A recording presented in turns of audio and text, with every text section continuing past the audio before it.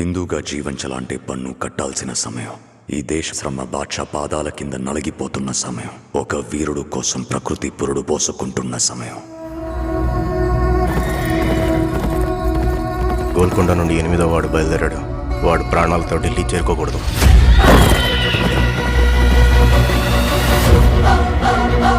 ఇది నేను రాసే చరిత్ర. సింహాసనమా, మరణ శాసనమా? ఈ భూమి మీద ఉన్నది ఒక్కటే కోహినూర్. దాన్ని కొట్టి తీసుకురావడానికి తిరుగులేని రామబాణం కావాలి.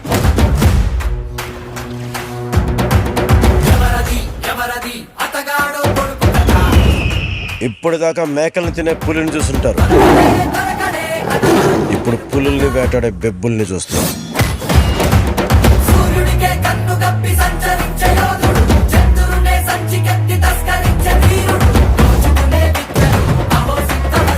సర్దుకోలేకపోతున్నాను, సాయం చేస్తావా? దశమి రోజు పంచమని విడిపించాలన్నమాట. నేను రావాలని చాలా మంది దేవుడికి దండం పెట్టుకుంటా ఉంటారు, కానీ నేను రాకూడదని మీరు చూస్తున్నారు. వినాలి, వీరమల్లు చెప్పింది వినాలి. నువ్వు మా వెర్రివిస్తున్న మామయ్యవు కదూ.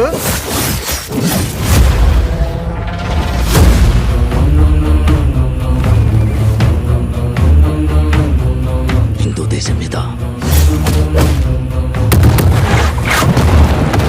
పవిత్రమైన మన జెండా గర్వంగా ఎగరాలి. ప్రకృతికి ఇంకో ధర్మం ఉంది ఔరంగజేబ్.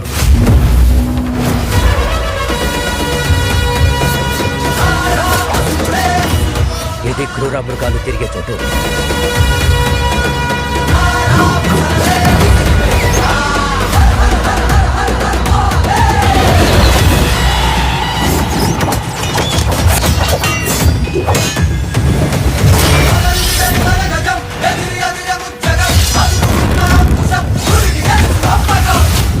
ఆంది వచ్చేసింది.